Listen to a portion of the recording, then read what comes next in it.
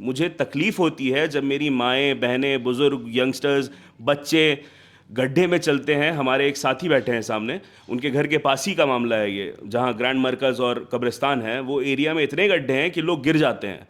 मुझे वो तकलीफ़ होती थी।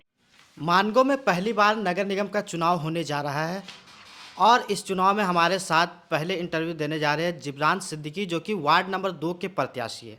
आज हम इनसे सीधे बात करेंगे और उनके क्षेत्र की समस्याओं को जानेंगे और किस तरह से वो चुनाव लड़ने जा रहे हैं, किस बेस पे चुनाव लड़ने जा रहे हैं, ये हम इनसे आज पूछेंगे। तो जिब्रान भाई, आपका स्वागत है हमारे चैनल में। सबसे पहले आपका जो चुनाव चिन्ह आया है वो क्या मिला, आप थोड़ा बताएंगे?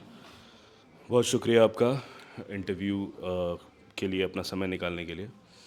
जो चुनाव चिन्ह मुझे मिला है वो क्रम संख्या 6 पर है और वो है black board, ward number 2। Ward number 2 के लिए ब्लैक बोर्ड का चुनाव चिन्ह है और क्रम संख्या 6 पर है। अच्छा, आप चुनाव में आए, इससे पहले आप आज़ाद समाज पार्टी का भी चेहरा थे। आप क्या सोच के वार्ड का एक इलेक्शन लड़ रहे हैं? इससे पहले नहीं, मैं अभी भी आज़ाद समाज पार्टी का ही हूँ और इंशाल्लाह आगे भी आज़ाद समाज पार्टी का ही रहूँगा।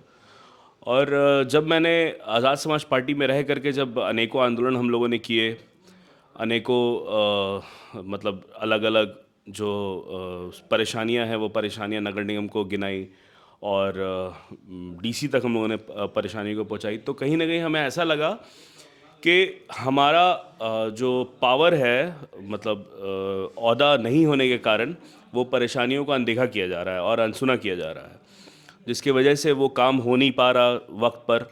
और सही समय पर जो काम होना चाहिए उस काम को पूरा करने के लिए हम चाह रहे हैं, लेकिन वो हो नहीं रहा है। तो उसके लिए मैंने ये सोचा, हमारे जो लोग थे उनका ये कहना था कि मैं इलेक्शन लड़ूँ 2 नंबर वार्ड से, और यहाँ की जो आम जनमानस है, जो आम जनता है, उन्होंने भी कहा कि मुझे इलेक्शन कॉन्टेस्ट करना चाहिए, तो इसीलिए मैं इलेक्शन लड़ रहा हूँ। आप जिस वार्ड से लड़ रहे हैं उस वार्ड में आपने घूम घूम कर लोगों की बेसिक समस्याओं को कितना समझा अभी तक? जी आफ्ताब भाई, मैं आपसे ये कहना कहना चाहूँगा कि घूम घूम करके समस्या को समझते वो लोग हैं जो समस्या को जीते नहीं हैं, जो बाहर रहते हैं या किसी दूसरे जगह पर रहते हैं, अपने घर से मतलब रखते हैं। देखिए, मैं सामाजिक कार्यकर्ता हूँ और मेरा काम ही है लोगों की परेशानियों को देखना, समझना, बिना बोले उनकी परेशानियों को समझ जाना। और बहुत चीज़ ऐसी हैं जो लोगों ने बताई मुझे, और वो फिर मैं ले करके आया हूँ और उसका मतलब समाधान निकालने के लिए हम लोग तत्पर हैं। जैसे कि सबसे बड़ी प्रॉब्लम ये है हमारे एरिया में कि साफ़ सफाई और रोड का, सिर्फ मेरे एरिया में नहीं, मानगो की जो भी लोग देख रहे होंगे इस चीज़ को, वो लोग ये जानते होंगे कि साफ़ सफाई एक बहुत बड़ा मुद्दा है। चुनाव अभी आया, इससे कुछ दिन पहले की बात है कि कचरे का सही तरीके से डिस्पोजल हो नहीं रहा था। वो नगर निगम में कचरों का अंबार लग रहा था, फिर वो हाईवे में फेंका गया, फिर उसको फिर आदित्यपुर की एक कंपनी है, वो कंपनी ने इसको लेकर के फिर उसको टुकड़ों में तोड़ तोड़ करके उन लोग यूज़ कर रहे हैं। तो वो एक अलग चीज़ रही है।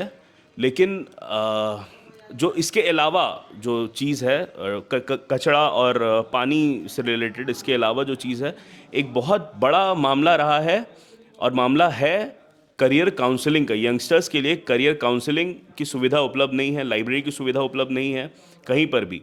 हमारे क्षेत्र में, हमारे शहर में सिर्फ एक ही लाइब्रेरी है, बड़ी लाइब्रेरी। छोटी छोटी लाइब्रेरी है, लेकिन क्षेत्र की एक बहुत बड़ी लाइब्रेरी है, वो है, और उसके अलावा इस क्षेत्र में कोई लाइब्रेरी नहीं है। तो हम लोगों ने सोचा कि एक ऑडियो बुक की सुविधा वाली लाइब्रेरी, ई लाइब्रेरी, जो मोबाइल पे भी आप यूज़ कर सकें, अमेज़ॉन किंडल जैसे करता है वो। और उसके बाद दूसरी जो बात है वो ये है कि हमारा ये मोटिव है कि हम लोग आपसी सौहार्द बढ़ाने के लिए, आपसी भाईचारा बढ़ाने के लिए हम लोगों ने ये सोचा कि पीस कमेटी का गठन करेंगे।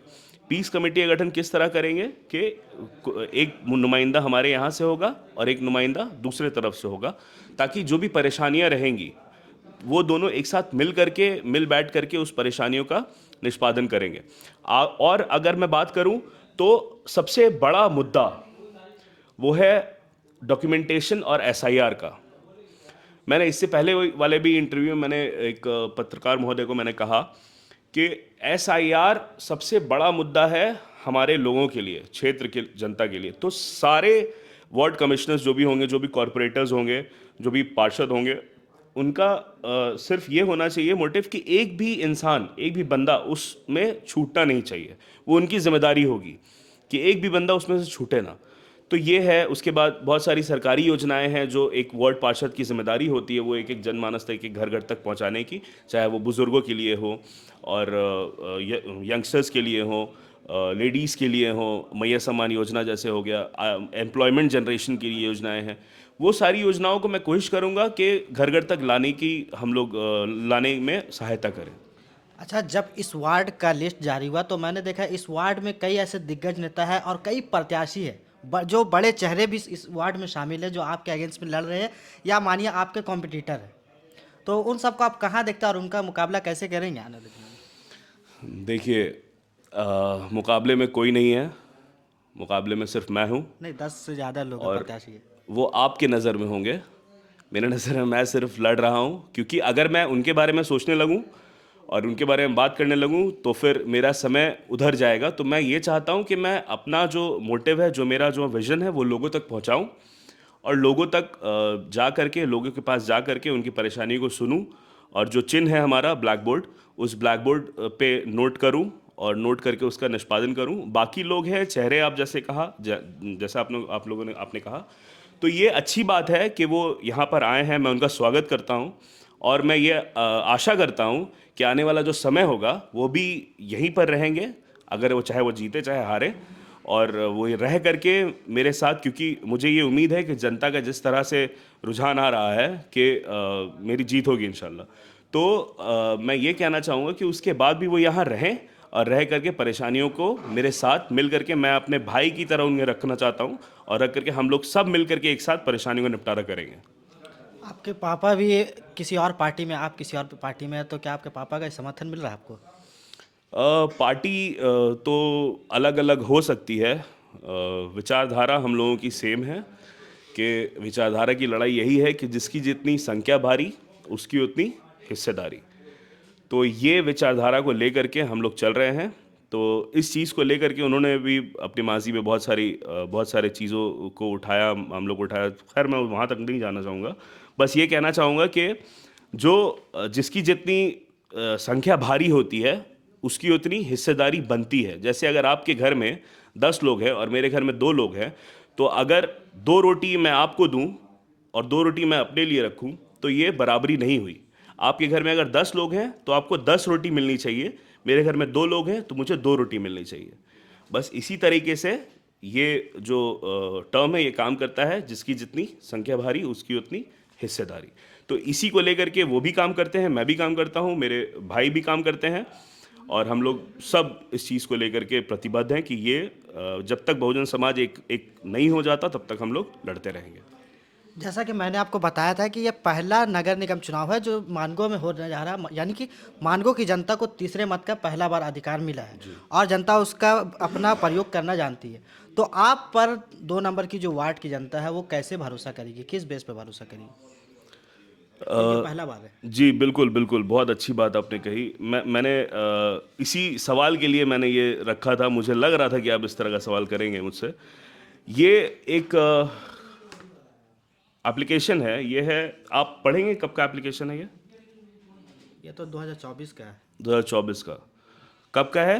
9/1/2024। 9 का महीना का। 2024। इसमें लिखा है कि पुरुलिया रोड के जाने के रास्ते में पॉट होल्स हैं, पुरुलिया रोड। इसका जल्द से जल्द, जिसमें लोगों को परेशानी होती है, और इसका जल्द से जल्द निपटारा किया तो जाए। ये तो आपके वार्ड में नहीं आता है। जी हाँ, वही मैं आपको कहना चाह रहा था।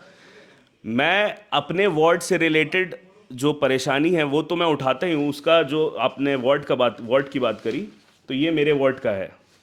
ये है, ये तो मैंने अभी निकाला है, लेकिन ये ऑलरेडी ये 1 साल पहले का है। ये रोड का कंस्ट्रक्शन मैंने अपने लेबर लगा कर खुद से करवाया था। तब तो नगर निगम चुनाव कोई ये भी नहीं था। और ये जो 24 का मैंने आपको दिखाया, ये नगर निगम चुनाव से रिलेटेड था ही नहीं। मुझे तकलीफ़ होती है जब मेरी माएँ, बहनें, बुज़ुर्ग, यंगस्टर्स, बच्चे गड्ढे में चलते हैं। हमारे एक साथी बैठे हैं सामने, उनके घर के पास ही का मामला है ये, जहाँ ग्रैंड मरकज़ और कब्रिस्तान है, वो एरिया में इतने गड्ढे हैं कि लोग गिर जाते हैं। मुझे वो तकलीफ़ होती थी, तो मैंने ये एसडीओ को लेटर लिखा। हमारे एसडीओ साहब थे, उस वक्त। अभी उनका ट्रांसफ़र हो गया, दूसरे मिश्रा जी आए हैं वहाँ पर, तो उनको ही मैंने इस चीज़ को लेकर के बताया है। अभी वो बहुत लंबी वो कहानी है, मैं अगर जाइएगा तो मैं आपको बता सकूँगा। इसके साथ साथ ये वाला जो ये फ़ोटो है करीम सिटी कॉलेज के पीछे का एरिया का, ठीक है। इसका जो काम है वो हम लोगों ने किया, वो कैसे किया, वो क्यों किया। जब हम लोग वहाँ पर गए, हमारे एक साथी हैं, उनके कोई रिश्तेदार है, वो वहाँ रहते थे, तो वहाँ पर घुटने से ऊपर बरसात के टाइम पर और उसके बाद तक बहुत लंबे समय तक पानी भरा रहता था, जिसके वजह से लोगों को, बच्चे स्कूल के बाद वो बच्चे चल के जाते थे, उनको परेशानी होती थी। तो मेरे दिल में दर्द है, मुझे बताने की ज़रूरत नहीं है, इसका मैं खुला प्रमाण लेकर के बैठा हूँ यहाँ पर, ठीक है। उसके लिए हम लोगों ने करवाया और ये लड़ करके हम लोगों ने काम करवा करके दिखाया वहाँ पर। आज भी आप जाइएगा तो शायद वो रब्बानी कॉलोनी नाम है उस जगह का, उस जगह में आपको रोड बनी हुई मिलेगी और नाली जो है, नाली प्रॉपर नाली बना करके हम लोगों ने निकाला। तो ये कोई बात नहीं है कि आज मैं काम कर रहा हूँ कल नहीं करूँगा। हाँ, अगर जनता मुझे जिताती है, मुझ पर भरोसा करती है, भरोसा दिखाती है, तो अवश्य जो मैं काम जिस गति से करता हूँ उसके 10 टाइम गति से मैं कर सकूंगा, बिकॉज मेरे पास वो पावर होगा और अथॉरिटी होगी, तो मैं ज़रूर कर सकूंगा उस चीज़ को और इंशाल्लाह वो करके दिखाऊंगा। मैं एक मॉडल वार्ड में बना के दिखाऊंगा 2 नंबर वार्ड को। आज मैं ये बात बोल रहा हूँ, 1 साल बाद आकर के देख लीजिएगा इस चीज़ को। मतलब इसके बाद फिर आप मेयर की तैयारी भी करेंगे? मेयर तो नहीं, मैं डिप्टी मेयर के लिए अभी से तैयारी कर रहा हूँ। अगर मैं जीतता हूँ तो इंशाल्लाह मैं डिप्टी मेयर कॉन्टेस्ट करूँगा। क्या अपील करना चाहते हैं आप? अपील बस यही है कि एक बार मौका दे के देखिए। मैं ऑलरेडी काम कर रहा हूँ और करता रहूँगा, चाहे मैं जीतूँ चाहे हारूँ। लेकिन एक बार क्रम संख्या 6 पर वार्ड नंबर 2 की जनता, जो भी प्रबुद्धजन है हमारे, जो इंटेलेक्चुअल हैं, बच्चे हैं, माएँ हैं, बुज़ुर्ग हैं, वो एक बार जाएं क्रम संख्या 6 पर ब्लैक बोर्ड के निशान पर जिब्रान आफ्ताब सिद्दीकी को भारी मतों से विजय बनाएं। धन्यवाद। धन्यवाद।